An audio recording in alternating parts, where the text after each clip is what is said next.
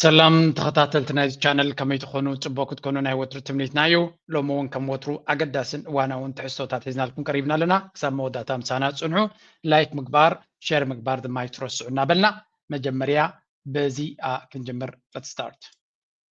Welcome, I'm Kasha Madeira. It is day 11 of the US-Israel war with Iran. Over the next 10 minutes or so, we'll bring you our daily briefing on all you need to know and the key updates on the conflict. The most fighters, the most bombers, the most strikes. That's the warning from the US Secretary of Defense, who promised today will be the most intense day of strikes on Iran, while repeating President Trump's position that America is winning the war.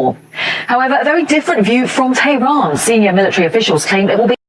Iran, not the US, who will determine how the war will end. There'll be new analysis of how the conflict is being covered inside Iran.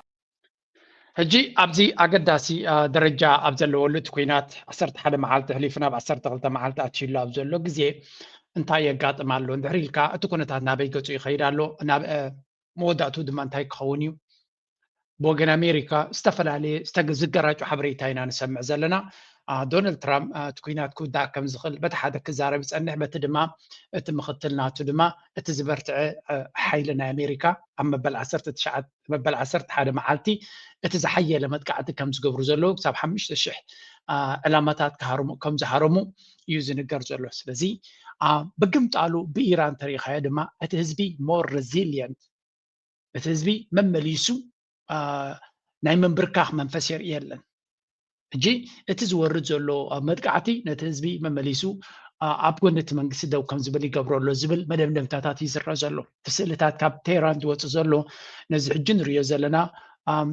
متأنز شف كان زك أصل كان عد زهرم كان متأنو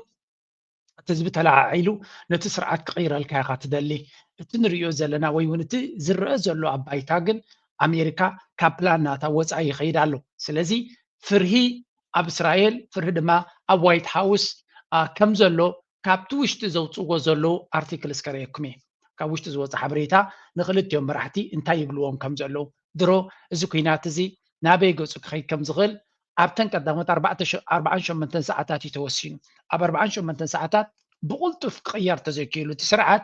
جزيادو انتوسيدو من كسعر مخانو من قد غير كجداد مخانو كاب جزينا بجزء نانوس أري متصالو منال بعد حنت فاريابل على نزق نتاعت زق غير زغل سلازي انتاي تزت بزلو كابزين اليو نابي جزء خيد زكينات نزبل I don't know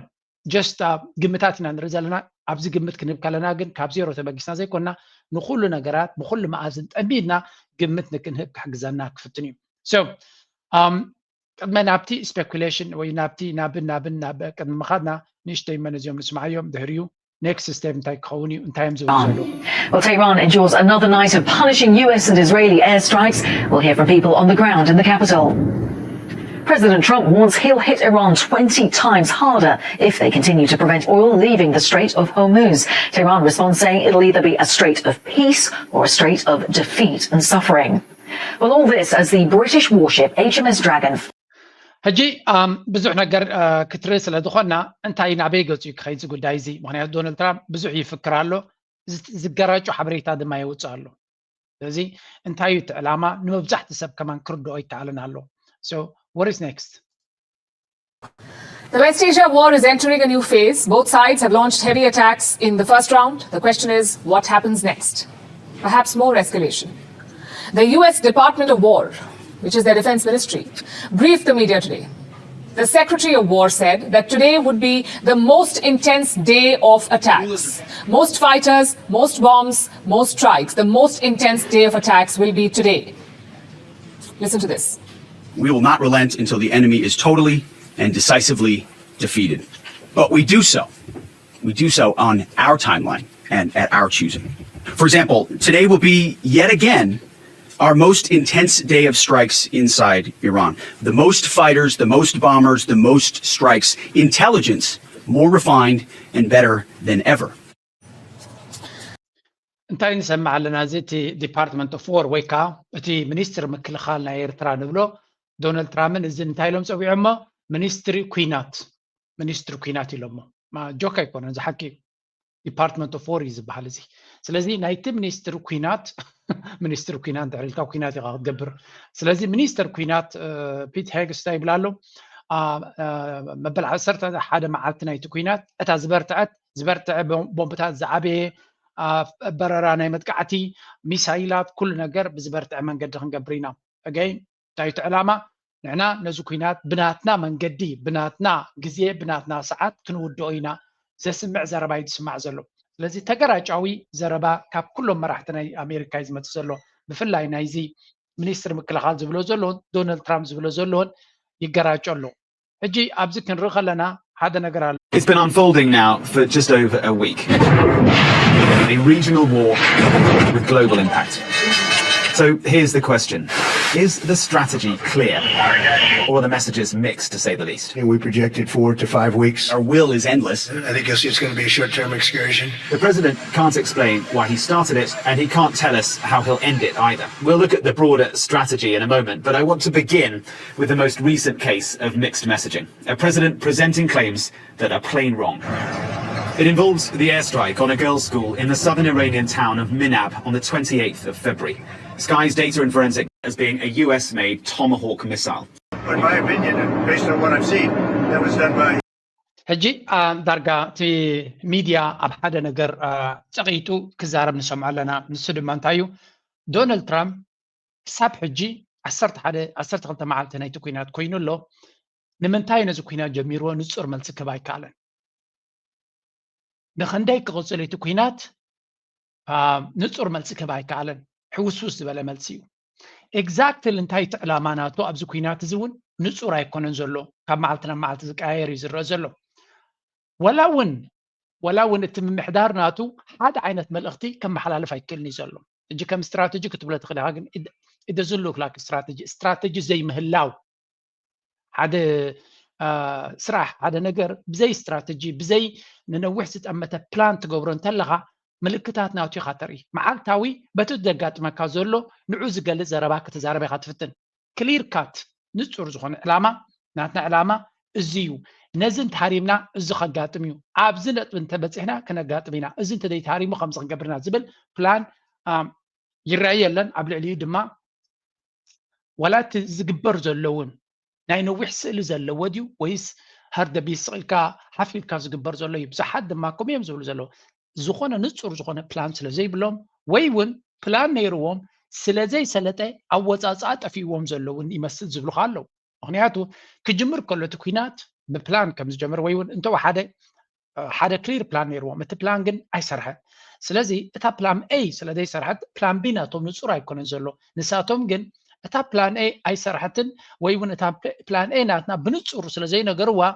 ዓይነይቲ ፕላን እያ ዘይሰርሐት ሕጂ እንታይ ፕላን ኢኻ ክተሳልጥ ትፍትን ዘለኻ ንዝብል ንብዙሓት ክኢላታት መልሲ ክረኽቡሉ ይከኣሉን ኣለዉ እዚ ድማ ንዶናልድ ትራምፕ ጥራይ ደይኮነ ወላ እውን ነቲ ፖለቲካ ናቱ በቶም ቀናቐንቱ ዴሞክራቲስ ከም ሕሱም እዩ ዝህረም ዘሎ ኩናት ጥዑም ኣይኮነን መዓት ክሳራ እዩ ዘምፃሎም ዘሎ ድሮ ከባቢ 11 ቢልዮን ወፃኢ ገይረሎ እቲ ኩናት እቲ ሰብ ዝፈልጦ ጥራይ እዩ እቲ ቁፅሪ ዝረአ ዘሎ 11 ቢልዮን 60 ሚታዊት 70 ሚታዊት ወይ እውን 50 ሚታዊት ናይቲ ትክክለኛ ዋጋ እዮም ዝብልዎ ምክንያቱ ብገንዘብ ዘይልካዕ ወይ ብቐጥታ ክትረኽቦ ዘይትኽእል ናይ ስለያ ናይ ካል ብዙሕ ባጀት ኣሎ እቲ ቁፅሪ ብቐጥታ ንህዝቢ ዘይንገር ስለዚ ወፃኢታት ናይቲ ኩናት እናኸበደ ይኸይድ ኣሎ ናው ኣብዚኣ ምስ በፃሕካ ኣብ እንታይ ዝብል መዕለቢ ኢኻ ተዓልብ እንታይ እቲ ሕቶታት ካብ ህዝቢ ዝመፅእ ዘሎ ወይ እውን ካብቶም ፖለቲካ ናይ ኣሜሪካ ካብ ኩሉ ወገን ወላ ካብቶም ደገፍቲ ዝመፅእ ዘሎ ስምዑ ምስ ሕጂ This question: who's actually winning the war between the United States and Iran? One way to understand who is winning is to judge the conflict against each side's stated objectives. The United States has set a maximalist objective, unconditional surrender by the Iranian regime and dismantling of its military power completely. Iran's objective is much simpler: just stay in power. The Iranian leadership believes it can do that through a war of attrition, raising the cost of the conflict so high on other countries that U.S. allies will pressure Washington to end the war or seek an off-ramp before the regime collapses. American and allied strikes have killed a lot of people, that's true, and we've broken a lot of Iran's military equipment, but unfortunately, we've seen in America that the destruction of a regime's military hardware itself doesn't generate total and complete surrender. If it did, Iraq would have taken a couple of months. Afghanistan, just stay in power. ሕጂ እታ ጽቡቕቲ ዘረባ ኣብዚያ ዘለያ ዳርጋ ካብ ብዙሓት ንሰምዓ ዘለና ድማ ንሳያ ኣብቲ ብድሕሪ መጋረጃ ይብልዎ ኣለዉ ዝበሃል ከይሰማዕና ቀንዲ ናብቲ ኣባይታ ዝበሃል ዘሎ ዘረባታት ከነተኩር ኢና ሕጂ እንታይ እዩ ዝብል ዘሎ መን ይስዕር ኣሎ ኣብዚ ኩናት እዚ ሁዝ ዊኒንግ ቀዳመይ ትሕቶ ሰብ ኩሉ ክፈልጣ ዝደሊ መን ይስዕር ኣሎ መን ይስዕር ኣሎ ትብል ሕቶ ምስዓር እንታይ ማለት እዩ ካ ትብል ትመፅእ ማለት እዩ ምስዓር ማለት ዘውፃኻዮ ዕላማ ምህራም ማለት እዩ ካልእ ምቅፃል ወይ እውን ንሓደ ምስባር ወይ ምቕታል ኣይኮነን ዕላማኻ እንታይ እዩ ዕላማኻ ትሃርም ኣለካ ዲኻ የለኻን ዕላምኡ ዝሃርም ዘሎ ይዕወት ኣሎ እዩ ዝበሃል ዕላምኡ ዘይሃርም ዘሎ ኣይዕወትን እዩ ዘሎ ስለዚ ዕላማ ናይ ኣሜሪካ እንታይ እዩ እንድሕሪልካ ናይ ኣሜሪካ እቲ ዝዓበየ ዕላማ ዶናልድ ትራምፕ መጀመርያ ሬጂም ቼንጅ ስርዓት ክንቅይር ኢና ኢሎም ካልኣይ ድማ ዶናልድ ትራምፕ ዓብይሉ ዝተዛረቦ ብዘይ ቅድመ ኩነት ኢድኩም ሃቡ ኢልዎ ስለዚ ዕላማ ናቱ ብዘይ ቅድመ ኩነት መንግስቲ ኢራን ኢዱ ክህብ እሞ ብሮታዊ ኣውሪዱ ኣሜሪካ ተመሓድሪ ሃገር ንክትከውን ከም ቬኔዙዌላ ክኮኑ ይብሎም ኣሎ ካብኡ ዝገደደ ማለት እዩ ስለዚ እዚኣ ናይ ኣሜሪካ መርገፂ ዘላ ክሳብ ሕጂ ከ እንታይ ረኪቡ ኣሎ ወላ ሓንቲ ኣይረኸበን ኣሎ ብናይ ኢራን ዕላማ ከ እንታይ እዩ ኢራን ዕላማ ናቶም እቲ መንግስቲ እቲ ሃገርን ከም ዘላቶ ንክትቅፅል እዩ እንተወሓደ ልውላውነቶምን ግዛታዊ ሓድነቶምን ተቆፃፂሮም ክኸዱ ስለዚ እቲ መንግስቲ እንተደይፈሪሱ ዓወት እዩ እቲ ሃገር እንተደይፈሪሳ ዓወት እዩ ናው ክልቲኦም ስትራቴጂ ናቶም ብኸመይ ይሰርሑ ኣለዉ ኣሜሪካ ከቢድ ዝኾነ ደብዳባት ጌራ ወታደራዊ ዓቕምናታ ድዩ ክሪቲካል ኢንፍራስትራክቸር ድዩ ካልእ ነገራት ሞራል ናይቲ ህዝቢ ንምስባር ኩሉ ዓይነት ደብዳባት ይገብሩ ኣለዉ እስራኤል ድማ ዝገደደ ስለዚ ብዙሕ የቃፅሉ ኣሎ ብዙሕ ይሃርም ኣለዉ እዚ ብኣሜሪካ ዝግበር ዘሎ እዩ ብኢራን ድማ ንእስራኤል ይሃርም ኣለዉ ናይ ኣሜሪካ በይዛት ይሃርም ኣለዉ ነተን ሃገራት ዓረብ ዝበሃላ ኣብቲ ከባቢ ዘለዋ ድማ ፅቡቅ ጌረን ብቁጠባ ብወታደራዊ ብፀጥታዊ ብኩሉ መንገዲ ዓቕለን ከም ፀበን ይገብርወን ኣሎ ብርግፅ ድማ ዓቕለን እናፀበን ይኸይድ ኣሎ ዓቕለን ስለ ፀበን ዘሎ ድማ ንኣሜሪካ ኢሎም ኣለዋ ኣሜሪካ እንተዘይሰሚዓተን ድማ ሜይቢ ኣንፃር ኣሜሪካ እውን ክትንስኡ ይኽእሉ እዮም ግምት ግን የብለየን ክሳዓ ዓቕሚ የብሎም ኣንፃር ኣሜሪካ ንክትንስኡ ብርግፅ ግን ኣብ ነዊሕ ግዜ ዓረብ ወይ እውን ዘን ሃገራት ኸልጅ ብዓብዩ እውን ሃገራት ዓረብ ኣብ ሓደ መደምደምታ ክበፅሑ ከም ዝኽእሉ ዘተንብህ ብዙሕ ዘረባን ብዙሕ ፅሑፋትን ይወፅእ ኣሎ ብዙሕ ኣርቲክልስ ይፀሓፍ ኣሎ ስለዚ እንታይ ማለት እዩ ኢራን እንታይ እያ ክትገብር ዘለዋ ናይ ኣሜሪካ ኢራን ተስዒራቶ ነዚ ኩናት እንታይ ዝበሃል ዘሎ ኢራን ተስዒራቶ እዚ ኩናት ኣሜሪካ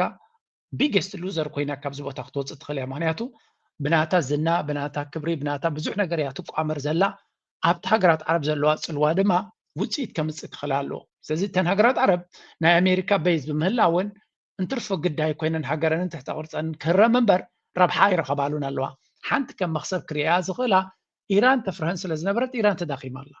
ስለዚ ሃገራት ዓረብ ነዚ ከም መክሰብ ክርእይዎ ይኽእሉ እዮም ብግምጣሉ ክርእይዎ ከለዉ ግን እቲ ንዓታቶም ከትሕኖም ኢሎም ብዙሕ ገንዘብ ከፊሎም ብዙሕ ዝኣመነሉ ሓይሊ ናይ ኣሜሪካ ዝያዳ ንሱ ዘይብለን ሃገራት ይድሕና ኣለዋ ንሱ ዘይገበረ ሃገራት ይትንከፋ ኣለዋ ስለዚ ናይ ኣሜሪካ በይዝ ምህላውካ ከድሕነካ ዘይኮነ ከጥፋኣካ እውን ዝኽእል ምዃኑ ዝያዳ ንክጠፍእ መቀላጠፊ ምዃኑ ይርአ ኣሎ ስለዚ ድሮ ምስ ኣሜሪካ ብቐረባ ምስራሕ ምርጫ ከይህልወካ ክእል እዩ ምስ ኣሜሪካ ምህላውካ ግን ውሕስነት ዘይኮነ ክስማዓካ ዘሎ ዝያዳ ሓደጋ ክስማዓካ ከም ዘሎ ናይ ኣሜሪካ ፅላል እንተለካ ኢሎም እንታይ ኢሎም ናይ ኣሜሪካ ክዳን ተኸዲንካ እንተለካ ዕራቕካ ከም ዘለካ ክትፈልጥ ኣለካ ኢሎም እዛ ዘረባ እዚኣ ቀደም ኣንዋር ሳዳት ዝበሃል ድዩ ዋላ ኣንዋር ሳዳት ይመስለኒ ናይ ግብፂ መራሒ ድሕሪኡ ድማ ዝያዳ ሑስኒ መባረክ ዝጥቀሙላ ምስላ እዮም ዝብሉ ናይ ኣሜሪካ ክዳን እንተለካ ኣሜሪካ ከዲናትንላ እንተኢልካ ብካልእ ዘራርባ ዕራቕካ ከም ዘለካ ፍለጥ ምክንያቱ ኣብቲ ግዜ ሽግርካ ኣብቲ ግዜ ቁሪ ክትገድፈካ ምዃና ክትፈልጥ ኣለካ ዝበሃል ዘረባ ስለ ዘሎ ዝኾነ እዚ ሓደ ካብቲ ብብዙሕ መንገዲ ዝዝረብ ዘሎ እዩ ናው እዚ እንድሕሪ ኮይኑ እቲ ኩነታት ወርስ ገነ ቢ the next one እጂ ነዚ ንብሎ ዘለና ዶናልድ ትራምፕ መን እዮም ዝያዳ ሓመር ታቐንዲ ተፍርህ ዘላ እንድሕሪ ኣሜሪካ ኣብዚ ስምዕዎም ሓንቲ መክበኩም ኢንተርኔት መልእኽቲ ትመፅእ ዘላ ፅቡቅ ክርዳኣና to Israel. Yeah, so we've got, sort of a parallel story here going on from the Israelis, where we just talked about how some of Trump's aides are leaking to the press, like, oh, we're trying to figure out how to get out of this thing. Well, the Israelis are apparently leaking to David Ignatius, who's known to be very, tied in with the deep state over at the Washington Post, that they are also concerned. So this is worth taking note of with interest. Put this up on the screen. So the headline is, Israeli officials are growing concerned. A bombing campaign nearing its military goals in Iran leaves the hardest questions unanswered. A few senior officials in Israel are starting to voice concern about the escalating open-ended I'm saying the war in Iran is moving ahead of schedule. This, as the Wall Street Journal reports, advisors are urging the president to find an exit ramp to avoid political backlash. Bret Baier, he joins us now. And Bret, here's a headline. The Wall Street Journal. Trump advisors urge him to find an Iran exit ramp, fearing political backlash. Is that, I mean... ክልተ ነገራት ከሪአኩም ስለዝደለኹ እየ ኣብዚ እንታይ ትሪእዎ ኣለኹም ዎል ስትሪት ጆርናል እንታይ ይብላ ኣሎ ይብል ኣለዉ ንትራምፕ ኣማኸርቲ ናቱ ንትራምፕ መፂኦም እንታይ ይብልዎ ኣለዉ እርጅ ወይ ከዓ የገድድዎ ኣለዉ ዘይኮነሲ ይመኽርዎ ኣለዉ ይነግርዎ ኣለዉ ከመይ ጌርካ ካብዛ ኩናት እዚኣ ዝኾነ መስለኹ ረኺብካ ትወፅእ ዝኾነ ሓሲኻ ዲኻ ለኽቢድካ ዲኻ ካብዛ ኩናት ኣብ ወፃፃ መውፅእ ድለ እዛ ኩናት እዚኣ ክትውዳእ ትኽእል ዲኻ ክትዕወተላ ትኽእል ዲኻ ፋሕ ክትብለካ መሊስካ ኣብ ሽግር ክትኣቱ ኢኻ ስለዚ find an exit plan ከመይ ጌርካ ካብዛ ጉዳይ እዚኣ ከተምልጥ ኣለካ ዝብል ዘረባ ይወፅእ ዘሎ fearing political backlash ቀንዲ ዘፍርዎ ዘሎ ድማ ክንደይ ሰብ ክሞቱ እዮም እንታይ ከጋጥም እዩ ዘይኮነ ፖለቲካ ናትካ ኣብዛ ዓዲ ክትሞተካ እያ ሚድተርምስ እናቐረበ ይኸይድ ኣሎ እዛ ነገር ድማ ፋሕ እናበለትና ተበላሸወትን ክትከይድ ስለ ትኽእል ካብ ብሕጂ ቀልጢፍካ ኤግዚት ፕላን ናትካ ከተሳልጥ ኣለካ ኢሎም ኣለዉ ናይ ኣሜሪካ ከምኡ ክብልዎ ዘገርም ኣይኮነን ናይ ኣሜሪካ ኣማኸርቲ ከምኡ ክብሎን ዶናልድ ትራምፕ ቁጠባ ናይ ዓለም ይርእይዎ ኣለዉ እቲ ሓደጋ ድማ ይርእይዎ ኣለዉ ስለዚ ኣሜሪካ ብቐደሙ እውን ዝኩናት ትደልየ ነበረት እቲ ዘገርም ክፋል Israeli officials are growing concerned. Washington Post ዝበሃል ዘውፅኦ እዩ እስራኤል ንባዕላ እዚ ኩናት ካብ ቁፅፅር ወፃኢ ዝኸይድ ዘሎ ስለዚ እንታይ እቲ ዕላማ ቀልጢፍና ድማ መንገዲ ክንቅይር ኣለና ክብሉ ጀሚሮም ኣለዉ now this is very important ምክንያቱ ኣሜሪካ ማለት እስራኤል እያ ትዝውራ ዘላ ነተንያሁ ትዝውራ ዘሎ ዶናልድ ትራምፕ ኣውቲስታ ናቱ ነተንያሁ ኣብዚ ምሳይ ዝከራኸር ወይ ምስ ማንም ዝከራኸር ሰብ የለና ግልጽ ዝኾነ ሓሳብ እጂ ስለዚ እስራኤላውያን ነዚ ኩናት እዚ ካብ መጠን ላዕሊ ክነውሕን ዘይተደልየ ዋጋ ከም ዝኽእልን ይነግሩ ኣለዉ ስለዚ እስራኤል ያ ቀንዲ ነዚ ኩናት ትደልየ ነይራ ነተንያሁ ድማ ረጂም ቸንጅ ይደሊ ነይሩ እቲ ኩሉ ዝግበር ዘሎ ስለዚ ኦልሬዲ ኣብ እስራኤል እንታይ ኮይኑ ኣሎ እቲ ኩናት ዕላሙ ክሃርም ከም ዘይክእል ስለዚ እስራኤል እንታይ ኢላ ኣላ ረጂም ቸንጅ ከም ዘይሰልጥ ዘሎ ይረኣይ ኣሎ እንታይ ክትገብር እያ ሕጂ ሓደ ኣፊቱ ካብ ተጀመረ ኩሉ ዝከኣል ነዚ ሃገር ክዕንዋየ ኩሉ ዝከኣል ናይቲ ዓቕሚ ንዓይ ከስጊ ዝበልኮ ኩሉ ክዕንወየ እንድሕሪ ረጂም ቸንጅ ዘይከኣል ኮይኑ ወይ እውን ድሕሪ ሕጂ እውን ክትመለስ እንድያ ተረጋጊያ ቁሩብ ከፀኒሓ ክትመለስ እያ ዶናልድ ትራምፕ ከሎ እንድሕሪ እዚ ኩናት እዚ መዕለሚ ተገይሩሉ ክመለሱ እዮም ከም ብሓድሽ ምክንያቱ ኣዳኺምና ኣለና ከም ብሓድሽ ድማ ንዓለም ኣሽኪዕና ገለ ጌርና ሚድተርምስ ተመሪፁ ወይ ገለ ከም ብሓድሽ ዕድል ሪኦርጋናይዝ ኮይኖም ክምለሱ እዮም ሕጂ እንተዘይሰሊጥዎም ምክንያቱ ቅድሚ ሕደተ ዋርሕ ኣብ 2015 ወርሒ 6 መጥቃዕቲ ገይሮም እዮም ን12 መዓልቲ ብዙሕ ነገር ዕኒና ኢና ኒውክለራዊ ዓቕምና ኢራን ድሕሪት መሊስና ኢና ብላብላ ተባሂሉ ሰው ሕጂ እውን ወላ እውን ምቁራፅ ናይ ተኽሲ ክገብሩ ወይ ገለ ኤግዚት ፕላን ይደልዩ እንተለዉ ገለ ነገር ክፈጥሩ ምዃኖም ከም ርዱእ ጌርና ኢና ንሪኦም ናው ክልቲኦም ሓይልታት ኣብቲ ኩናት ተሓንዲዶም ዝኣተዉ እንታይ ይብሉ ኣለዉ መዋፅኦ ይደልዩ ኣለዉ ምክንያቱ ኢራን ነኺሳ ክትቅፅል ከም ትኽእል ነጊሮም ኣለዉ ሕጂ እቲ መዋፅኦ ቀሊል ክኸውን ከም ዘይኮነ እቲ መዋፅኦ ዝበሃል ዘሎ ከቢድ ምዃኑ በዚ ስምዑ President Trump says the war with Iran could end soon. Iran's Foreign Minister Abbas Araghchi has said negotiations with the U.S. is off the table. After 3 rounds of negotiation, and after the American team in the negotiation, said itself that we made a big progress, still they decided to attack us. So I don't think, talking with Americans anymore would be, on our agenda anymore. Let's discuss this now. ሕጂ ከምዚ ንሪኦ ዘለና እዚ ኣዝዩ ኣገዳሲ ዘረባ ኢና ንርኢ ዘለና ምክንያቱ ክልቲኦም እዞም መራሕቲ ናይ ኣሜሪካን እስራኤልን መዋፅኦ ይደልዩ ኣለዉ ከመይ ጌርና ነዛ ኩናት ክንዓፅዋ ንኽእል ዝብል ዘረባ በፂሖም ከም ዘለዉ ንሰማዕ ኣለና ብግምጣሉ እንታይ ይብላ ኣሎ እቲ ሚኒስትሪ ጉዳያት ወፃኢ ናይ ኢራን ብዚኣቶም ተዛሪብካ ዝመፅእ ለውጢ የለን ኢልና ወዲና ኢና ምክንያቱ ክልተ ግዜ ንሳቶም ዲፕሎማሲ ፍቲና ኣብ ክልቲኡ ኩናት ጀሚሩ ኣብ ስምምዕ ክብፅሕና ተኻለ ከሎ ኩናት መሪፆም ስለዚ ምዚኣቶም ምዝርራብ ፈፂንካ ክኸውን ዘይክእል እዩ ነዚኦም ኣሚንካ ነዚኦም ተኣማሚንካ ክትከይድ ኣይትኽእል ኢኻ ምናልባት ክዘራረቡ እንዲኦም ኢራን እውን ምክንያቱ እቲ ዘለዎ ኩነታቶም እውን ይርእይዎ ኣለዉ ክዘራረቡ እንተኮይኖም ግን ቅድመ ኩነት ናቶም ክሒሉ እዮም እገዳ ክለዓል ኣለዎ ቅድመ ኩነታት ኩሉ ነገር ክቕየር ከም ዝኽእል ፀቕጢ ገይሮም እዮም ጠጠው ከብልዎ እንተዘየለ ኢራን እንታይ ዝብል መደምደምታ ክህልዋ እዚህ መጀመሪያ ኣብዚውን ክወስኻልኩም there was this ሓድሽ ናይ ኢራን ሱፕሪም ሊደር ተመሪጹ ኣሎ እዚ ሓድሽ ሱፕሪም ሊደር ድሮ ካብቲ ፕላናት ናቱ እንታይ ኢሉ ኣሎ which is very important ኩሉ እቲ ናይ ኒኩለር ንብሎ ዝነበርና ፕላን ክንገድፎ ኢና ኣቡኡ ተቐቲልዎ ኣሎ ሰበይቱ ተቐቲላ ኣላ ኩሎም ቀረብቱ ተቐቲሎም ኣሎ ስለዚ ብዓብዩ ድማ ነዚ ምዕራባዊ ዓለም ብዓይኒ ጥርጠራ ዝጥምቶ ዝነበረ ሰብ ካብ ኣቡኡ ሞር ኣኽራሪ ምዃኑ ዝንገር እዩ ምስቲ revolutionary guard ወይ ወታደራዊ ቅልጽም ናይ ኢራን ድማ ዝያዳ ቅርበት ዘለዎ ምዃኑ ዝንገር እዩ ስለዚ ምናልባት ካብ ኣቡኡ ንላዕሊ ናብቶም ወታደራዊ ቅልጽም ዝቐረበ ግን ከም ናይ ኣቡኡ ዓይነት ስልጣን ክህልዎ ድያ ይህልዎን ብሕጂ ይክረም ምክንያቱ ኣቡኡ ሃይማኖታዊ መራሒ እዩ ዓብይ ሃይማኖታዊ ሱፕሪም ሊደር ሃይማኖታዊ መራሒ ኣያቶላ እዩ ነይሩ እዚ ሃይማኖታዊ መራሒ ነይሩ እዚ ክንዱ ደረጃ ዝበፅሐ ይኮነ ሃይማኖቲካዊ ቴዎሎጂካዊ ኣተሓሳ ትምህርትን ሊቅነትን ከም ናይ ኣቡኡ ደረጃ ናይቲ ሃይማኖት ሊቅነት ዘለዎ ይኮነን ዘለዎ እዩ ግን ክንዱ ይኮነን ሕጂ እንታይ ማለት እዩ ክንዲ ናይ ኣቡኡ ስልጣን ክህልዎ ድዩ ክንዲ ናይ ኣቡኡ ተሰማዕነት ክህልዎ ድዩ ካልእ ሕቶ እዩ ድሮ ንሱ ግን ኣኽራሪ መርገፂ ክወስድ ዝኽእል ንኢራን ድማ ኒኩለር ንክትገብር ካብዚ ኩናት ተወፂኣ ካብዚ ኩነታት ተወፂኣ ኒኩለር ንክትገብር ክደፍእ ዝኽእል ምዃኑ እዩ ዝንገር ዘሎ ስለዚ ንሱ ንባዕሉ ክቕተል ከም ዝኽእል ሓደ ካብቲ እስራኤል ብዝገበረት ጌራ ኣብዚ ኩናት ክትቀትሎ ክትፍትን ትኽእል ሰብ እሱ ምዃኑ እዩ ዝንገር ዘሎ ክንሪኦ ኢና በቲ ኮይኑ በዚ ኮይኑ በቲ እቲ ኩነታት ብዝረሰነ መልክዕ ክቐፅል ምዃኑ ርዱእ ኮይኑላ ኣብዛ ሰዓት እዚኣ however ኣብዚ ክንሪኦ ዘለና ኢራን እንታይ እዮም ዝብሉ ዘለዉ እዚ ኩናት እዚ ክውዳእ ድዩ ኣይውዳእን ንሕና ኢና ንውስኖ ኣሜሪካ ወይ እስራኤል ኣይኮኑ ትውድኦ መዓስ ይውዳእ ብኸመይ ይውዳእ ንሕና ክውዳእ እዩ እንድሕር ኢልና ጥራይ ክውዳእ ዝኽእል ትብል ኣላ እዚ ኸ እንታይ ዘርእየካ እቲ ኢራን ዝበሃል ሓይሊ ነቲ ናይ ኣሜሪካ ዝገደደ ሓይሊ ስለ ዝረኣዮ ኩሉ እቲ ክገብርዎ ዝኽእሉ እውን ስለ ዝረኣየ እንታይ ኢሉ ኣሎ ካብዚ ሓለፈናት ካብዚ ንላዕሊ ድመፅእ የለን ንሕና ኦልሬዲ እቲ ክገብርዎ ዝኽእሉ ኩሉ ርኢና ኣለና ስለዚ እቲ ክበድናቶም ስትራቴጂ ናቶም ከም ዝፈሸለ ናይ ኣሜሪካ ናይ እስራኤል ስትራቴጂ ናይ ሬጂም ቼንጅ ከም ዝፈሸለ ፈሊጦም ኣለው ኢራን እሱ ሪላክስ ገይርዎም ዘሎ ስትራቴጂ ናይ ኢራን ናይ ኣሜሪካ ከም ዝፈሸለ ስለ ዝረኣዩ እንታይ ይብል ኣለዎ እጂ ጀስት እንድሕሪ ኣብቲ ፕላን ጠጠው ኢልና እንተቐፂልና ሰርቫይቭ ክንገብሮ ንኽእል ኩነታት እዩ መጠን ንሕና ዝቐፀልና ንሕና ይኮንና ንጉዳእ ዝያዳ ዝጉዳእ ቁጠባ ናይ ኣሜሪካ እዩ ቁጠባ ናይ ዓለም እዩ ሃገራት ዓረብ እዮም ካልኦት እዮም ክውድኡ ዝኽእሉ ካባና ንላዕሊ እጂ ንሕና እቲ ክወርደና ዝኽእል ኩሉ ወሪድና ኩሉ እቲ መቕፃዕቲ ተፃዊርና ኣለና መራሕትና ተቐቲሎም ኣለዉ ስለዚ ኣሜሪካ ካብዚ ንድሕና ሕጂ ኣወፃፃ ጥራይ ክትደሊ ትኽእል እምበር ክትሃርሞ ትኽእል ዕላማ ክህልዋ ኣይክእልን እዩ ዝብል ገምጋም ገይሮም ስለ ዘሎ እቲ ኩነታት መሊሱ ክዕይል እዩ ግን ምናልባት ኣብዚኣ ሓንቲ ነጥብላ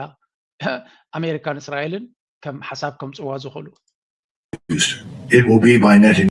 Nuclear weapon is used. It will be by Netanyahu and his government, not us. Yes, good. I met and talked with President Trump. I like President Trump personally. And you can say what you will about the man, but I see no evidence that he would be talked into that by Mr. Netanyahu. I just don't. I hope I'm not wrong, but I just don't see that happening. I also see little evidence that people at the top of the military establishment collectively would sign on for that. You might get a few. Unfortunately, most of them are airmen or in the Navy, but I don't think they would be very supportive. I think they'd say, is this really the right place, time, and reason? Yes. Because increasingly we view nuclear weapons as something that protects your territorial integrity. Everybody knows if you try to invade the United States from Canada or Mexico, yeah, we'll nuke you. No question about it, right? But why would we do that with Iran? But Israel is different, as we discussed. And the more desperate they become, if Iran does not submit, and I see no evidence that they will submit, the more likely that option could be embraced and employed. እዚኣ ሓንቲ ካብተን ንብዙሕ ሰብ ተጨንቕ ዘላ ኣርእስቲ እያ ንሳ ድማ እንታይ እዮም ዝብሉ ዘለዉ ኒኩለራዊ ኦፕሽን ኒኩለር ንምጥቃም ከም ኣማራፂ ኣብ ጣውላ ከሎ ከም ዝኽእል ሕጂ ኮሎኔል ዶግላስ መግሬጎር እንታይ ይብላ ኣሎ ዶናልድ ትራምፕ ኣነ ምብልካ ይፈልጦ እየ ፈትወየ ዶናልድ ትራምፕ ኒኩለር ክትኩስ እዩ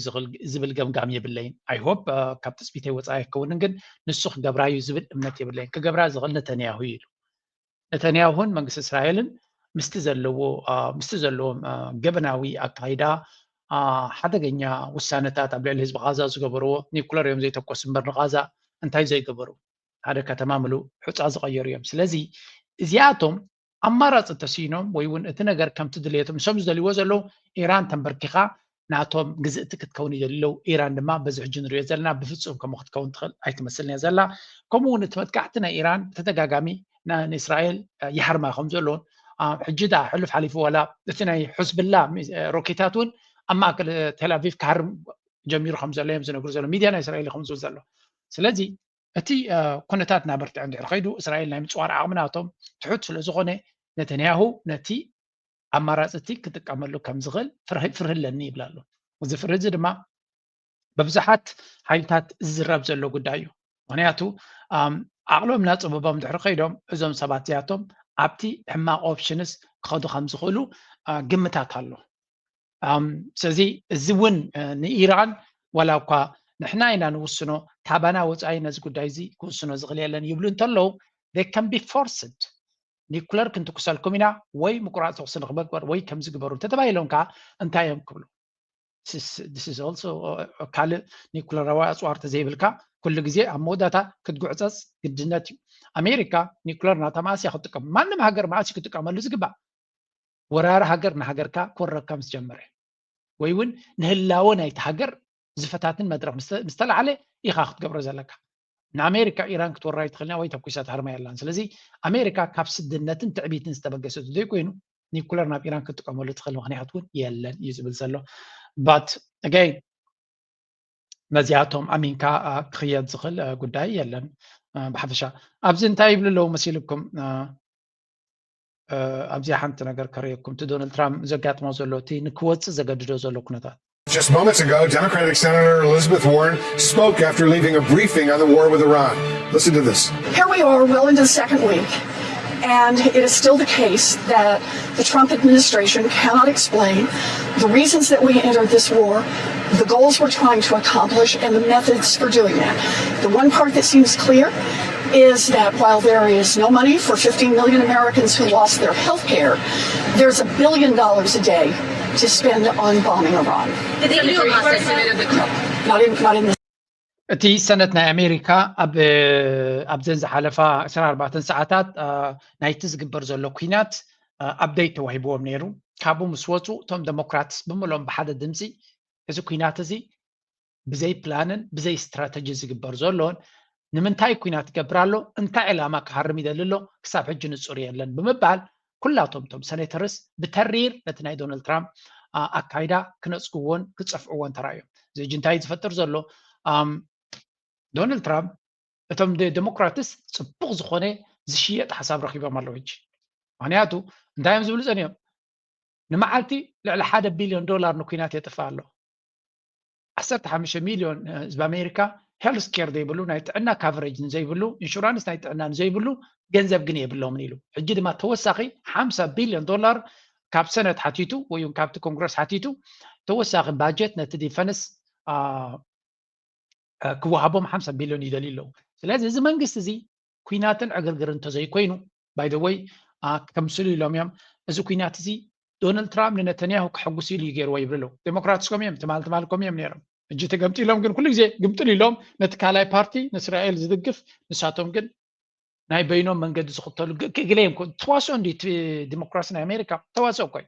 ኩላቶም ንሓደ ሓይሊ እዮም ዘገልግሉ ናይ ነተንያሁ መጋበርያታቶም ኩሎም ወላ ባህል እዚኣ ወላ ካልኦት ኩሎም ግን ከምስሉ ሕጂ እንታይ ክገብሩ እዮም ሰም ዶናልድ ትራምፕን ሪፐብሊካንን ሞር ናይ ኩናትን ናይ ነተንያሁን ደጋፊ ንሳቶም ግን ንሓርነት ናይ ህዝቢ ናይ ሰላምን ርግኣትን ዝሰርሑ ክኾኑ ክፍትን እዮም ኣሚን ናይ ባይደን መራሒ ፓርቲ እዮም ነይሮም እዚኦም ንባዕሎም እንታይ ንክንብል ኢልና ኢና ፅቡቕ ዝኾነ ናብቲ ህዝቢ ኣሜሪካ መቕረቢ ነጥቢ ረኪቦም ኣለዉ ብኸመይ ብኩናት ዘይኮነ ንሕና ንህዝቢ ኣሜሪካውያን ኢንሹራንስ ንክረክብ መነባብሮ ንክተስተኻኸለሉ ገንዘብ ኣብኡ ነጥፋ ንብል ኣለና ንሱ ግን ኣብ ኢራን ከጥፎ ይብሉ ኣለዉ ንሳቶም ኣብ ስልጣን ከለዉ ግን እቲ ገንዘብ ናብ ዩክሬን ንጎም ምሸትን ዝጅልብዎ ዝነበሩ እዮም they're all the same ግን እታ ፕላን ካምቢያ ንብሎ ብዚ ኩዕሶ እግሪ ትዝክርዎ ተኮይንኩም ካምቢያ ማለት ብሓደ በዚ ፀጋም ወገን ተነሂርካ ድሓር ናብ የመናይ ወገን ትቕይር ማለት እዩ ስለዚ ይቀያየሩ ስለ ዝኾኑ ቦታ ዘረባ ድማ ይቕይሩ እቲ ስነ መጎት እውን ይቕየር ዝኾነ ዶናልድ ትራምፕ is going to face a very tough challenge ኣብዚ ዝመፅእ ዘሎ ፖለቲካዊ ጉዕዞ ምክንያቱ ሓደ ነዛ ኩነታት ኣህዲኡ መዋፅኦ ረኪብላ ነታ ጉዳይ እትያ መዋፅኦ ፈጢሩ እንታይ ይገብር ኣሎ ናብ ካልእ ፕላኑ ክቕፅል ክኽእል ኣሎ ካብ ወፃኢ እንተለይ ኮይኑ እቲ ኩነታት ታሪክ ንመለስ ቁሩብ እንተለይ ታሪክ ካብ ታሪክ ዝመሃሩ ሃገር ኣይኮኑን ግን ቅድሚ ሕጂ ዝገበርዎ ራእዩ እዚ It was May 1st, 2003. George W. Bush stood on the deck of the USS Abraham Lincoln. Just 6 weeks earlier, he had ordered the US invasion of Iraq. Behind him hung a giant banner. It said, "Mission accomplished." Bush announced that major combat operations in Iraq had ended. The message was clear. The war was over, except it wasn't. Because the war in Iraq kept going. US troops would keep fighting in Iraq for 8 more years. What was supposed to be a quick victory turned into one of the longest wars in American history. እንታይ ተርእየና ፀኒሓ ኣብዚ እንተሪኢኹማ ኣብ 2003 6 ወርሒ ድሕሪ እቲ መጥቃዕቲ ኩናት ናይ ኢራን ካብ ዝጅመር ማለት እዩ ኣብ 6 ወርሑ ሚሽን ኣኮምፕሊሽድ ብምባል ዕላማና ወቂዕና ብምባል ጆርጅ ዳብልዩ ቡሽ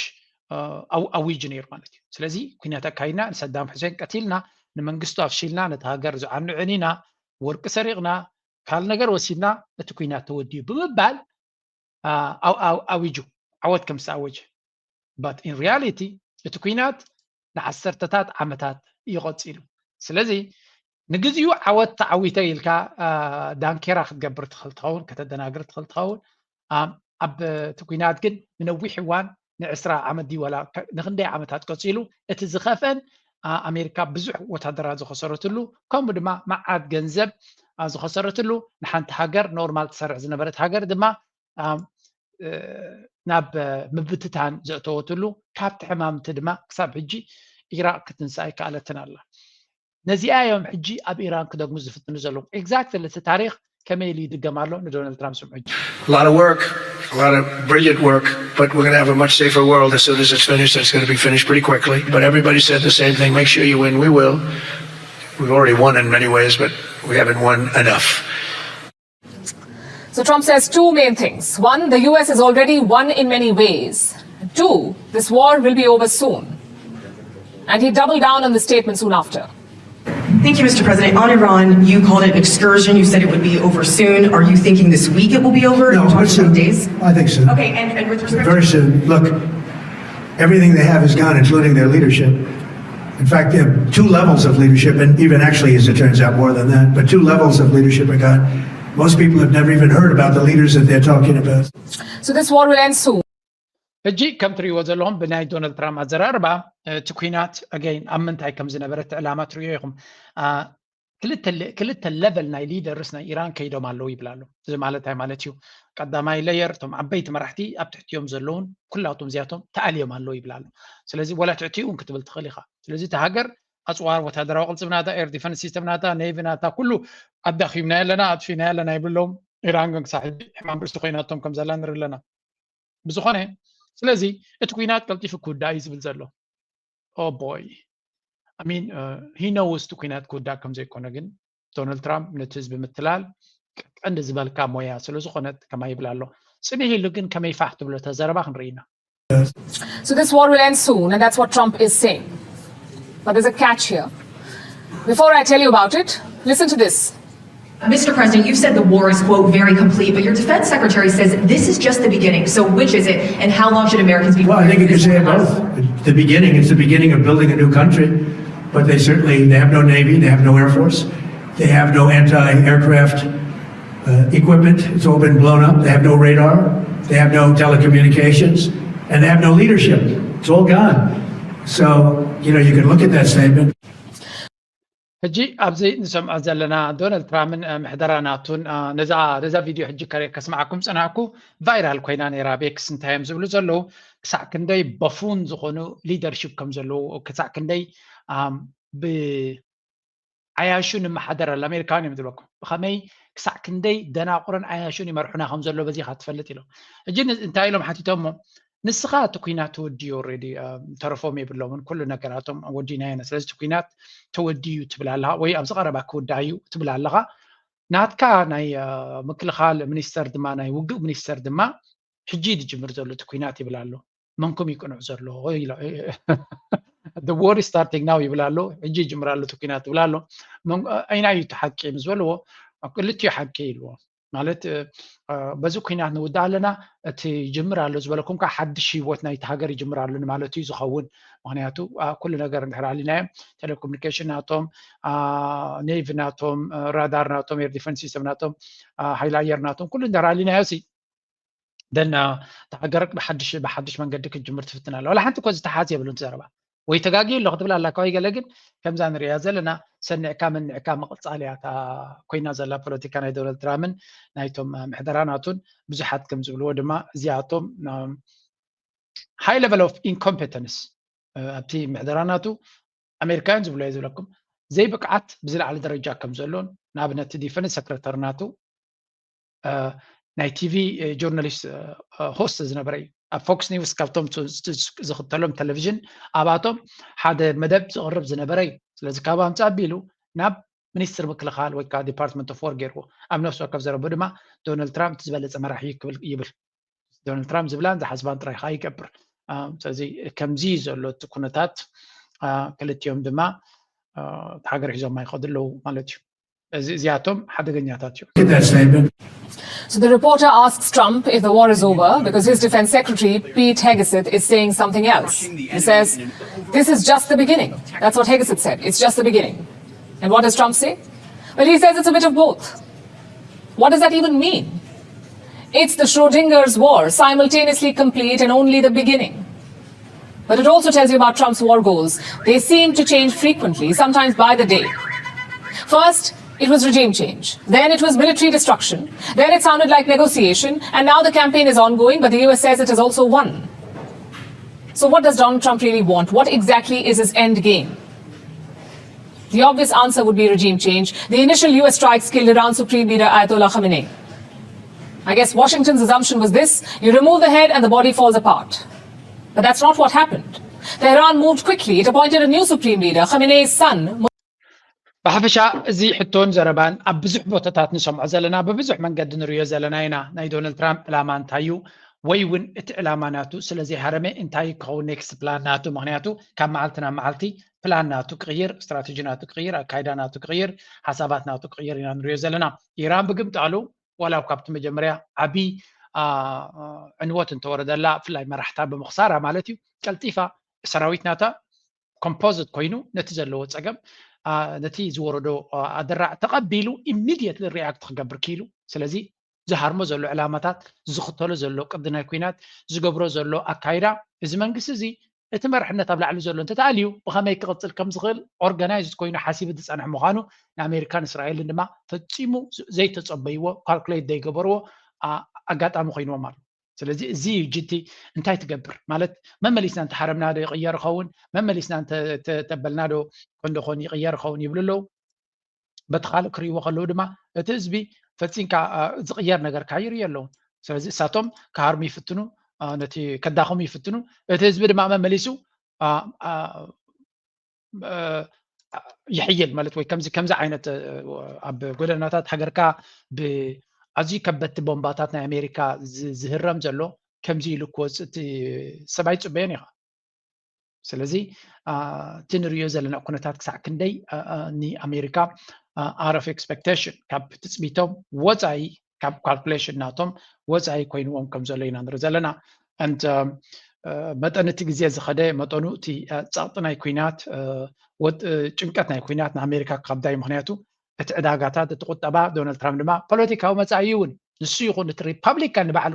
ፖለቲካዊ መፃኢ ናቶም ኣብዚ ኩናት እዚ ኣብ ወፃፃ ናቶም ምክንያቱ ኣመና ኩናት ኣብዝሑ ስለ ዘሎ ብኸመይ ካብዛ ኩነታት ካብዛ ጉዳይ እዚኣ ብኸመይ የዝልቕ ኣዝዩ ኣገዳሲ ክኸውን ስለዚ ኣብ 11 መዓልቲ ናይ ተቃወምቲ ነቲ ስርዓት ከውድቑ ዝደልዩ ከምዚ ኢሎም ክእከቡ እዮም ዝደሊ ነይሮም ሶም ኮይኑ ተሪፉ እዚ ህዝቢ እዚ ኣንፃር እቲ ስርዓት ሓፍ ክብል ነይርዎ እቲ ድሕሪ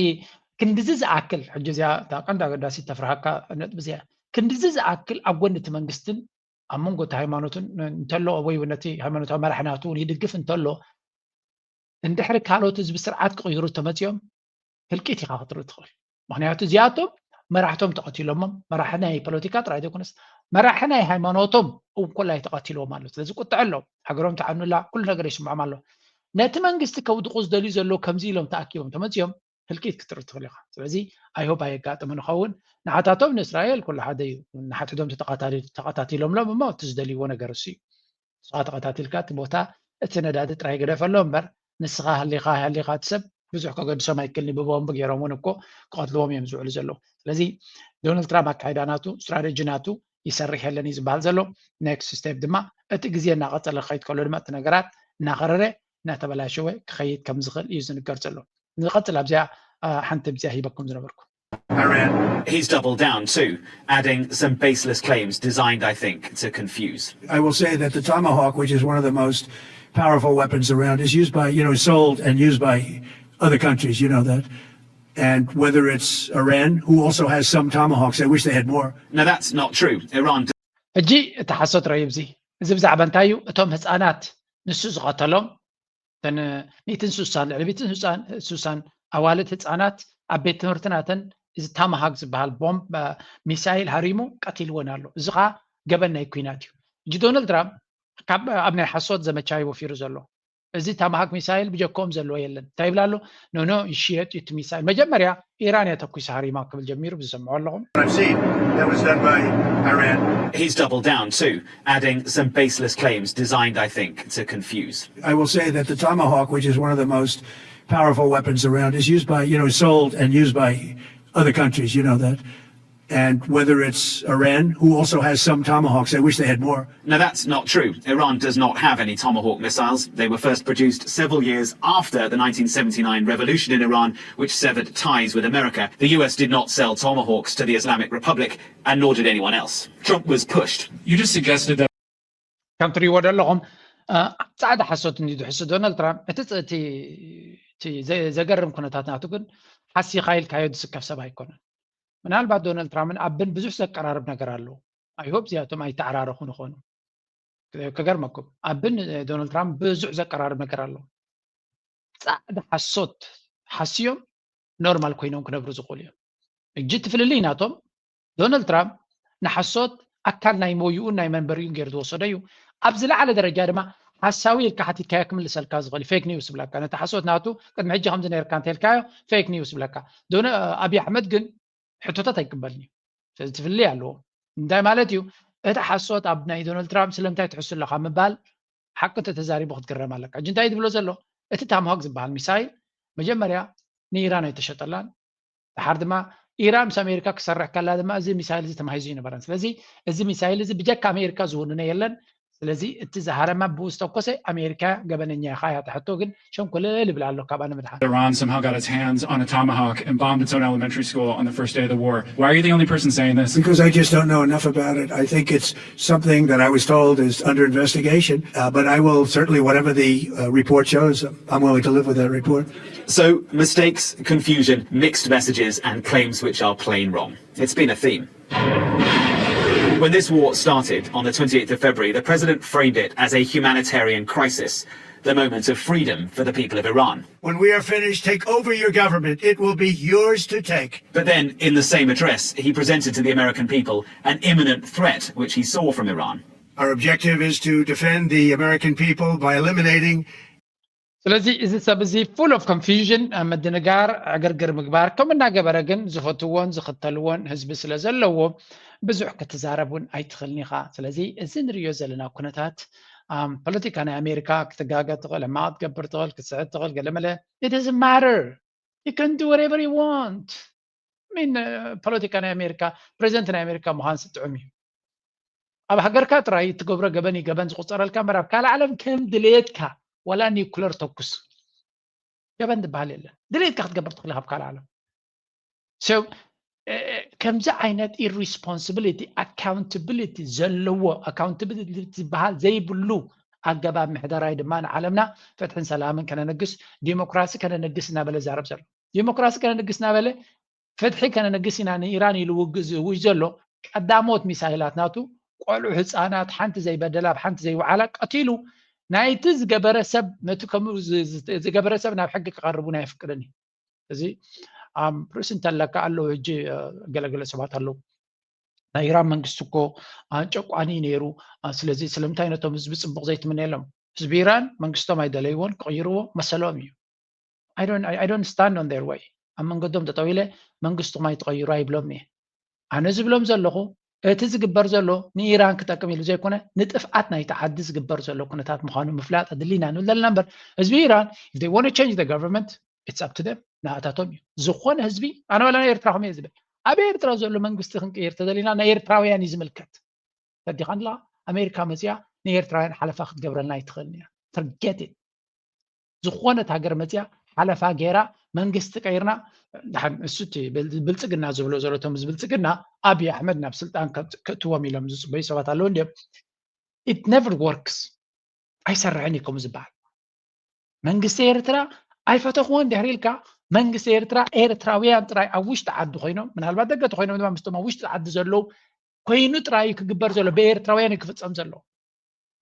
ነዚ ድማ እዩ ትኸውን ዘሎ መንግስቲ ኤርትራ ንቐፌታ ክትገብር ዘሎ ብኤርትራውያን ኤርትራውያን እዮም ኣብቲ ሃገሮም ዓድና ዝብሉ ንሳቶም ንዓዶም ክሓልዩላ ዝኽእሉን ክቕይርዋ ዝኽእሉ ሰብ ናይ ደገ ሓይሊ ግን ናይ ደገ ዕላማ ኣለዎ እዚኣ ነቲ ኤርትራዊ ከመይ ጌርካ ተረድኦ ቀፃል ክንደግማ ዘለና ኢና ናይ ኤርትራ ፀገም ኣብ ኤርትራ ጥራይ ክፍታሕ ዘሎ ብኤርትራውያን ድማ ሽግር ተለና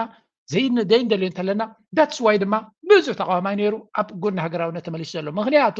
እቲ ፀገም ኣብ ሱዳን ንሪኦ ኣለና ኣብ ሊብያ ንሪኦ ኣለና ኣብ ኩሉ ንሪኦ ኣለና ስለዚ ብደገ ድመፅእ ዲሞክራሲ ከምዘየለ ክበርሃልካ ክኽእል ኣለዎ ዕላማና ነዚ ኩናቱ ወረብ ኩናቱ ንሪኦ ዘለና ኣብተን ዝሓለፈ 5 ዓመት ኣብዘን ዝሓለፈ 5 ዓመት ጥራይ ዝረኣናዩ ኣብነታት እንድዒ ማለት ካብዚ ንላዕሊ ኣብነት ክህልወካ ይክእልኒ ሓደ እምኒ እንተዘይኮይኑ ሰብ ጎረቤትና ሱዳን ዲሞክራሲ ኢሎም 2018 ተበጊሶም ኣበይ በፂሖም ኣለዉ ንሪኦም ኣለና ብማይጣ ሸሓት ሰብ ተቐቲሉ ብሚልዮናት ዝቁፀር ዳርጋ ብምሉእ እቲ ህዝቡን ክትብላ ትኽእል ኢኻ ካብ መነባብሩ ፋሕፋሕትይዎ ሃገር ድማ ዛንታ ክትከውን ቀሪባ ኣላ ዋይ ዲሞክራሲ ከነምፅኣልኩም ኢና ኢሎም ስለ ዝኣተውዎ የመን ኣብ ከባቢኻ ሰብ ኣብ የመን ይትስደድ ነይሩ ቀደም የመን ኣብ ከባቢኻ ንዲሞክራሲ ኢሎም ዝተበገሱ ኣበይ ወሪዶም ኣለዉ ንሪኦም ኣለና መላገፂ መስሓቅ ሸራፋት ኮይኖም ኣለዉ ሊብያ ሰብ ናይ ጥልያን ክኸይድ ኢሉ ዝተሰደደ ናይ ጥልያን መደቡ ዝገደፈ ብዙሕ ነይሩ ምክንያቱ ደሞዝ ናይ ሊብያን መናብሮ ናይ ሊብያን ኣፀቢቑ ስለ ዝሓይሽ ስለዚ ሊብያ ካብ ከመይ ናበይ ወሪዳ ኣላ ኣሜን ኤግዛምፕል ሱርያ ቀደም ሰብ ዩኒቨርሲቲ ዝኸይድ ነይሩ ኣሜን ብዙሓት መራሕቲ ናይ ኤርትራ ፍላይ ኣብ ናይ ጀብሃ ዝነበሩ ኣብ ሱርያ ዝተምሃሩ እዮም ሱርያ ሓደ ዓብይ ናይ ስልጣነ ሰንተር እዩ ነይሩ ደማስክስ ኣሜን ክርስቶስ መን ኢኻ ትብሎ ቅዱስ መፅሓፍ ኬልኩም ረእይዎ ብዙሕ ታሪክ ደማስክስ ሓደ ናይ ስልጣነ ሰንተር ነይሩ ኣብ ዘመነ ክርስቶስ ድማ እንትኾነ ብዙሕ ነገር ዝነበሮም ሃገራት እዮም ሎሚ ኣብ ከምዚ ሓሸውየ ወሪዶም ጥዋዋዕ ኢሎም ዘለዉ ስለዚ ክንደይ ኣብነት ኢኻ ትደሊ ክንደይ ነገር ኢኻ ክትርኢ ዘለካ መኣስ እዩ ክርዳእካ ዘለዎ እቲ መንእሰይ ክረጋሕ ክኽእል ኣለዎ መንእሰያትና ነቂሖም ንጉዳይ ናይ ሃገሮም ኣብ ኢዶም ክርከቡ ድሓር ድማ ናይ መወዳእታ እዚኣ ፅቡቕቲ ገይራ ምስናትና ክወዳእ ዝደሊ ኣብ ደንቢ ሃገራውነት ዘሎ ሰብ ኣነ ንኣብነት ኩሉ ግዜ ዝርዮ መትከላት ኣለዎ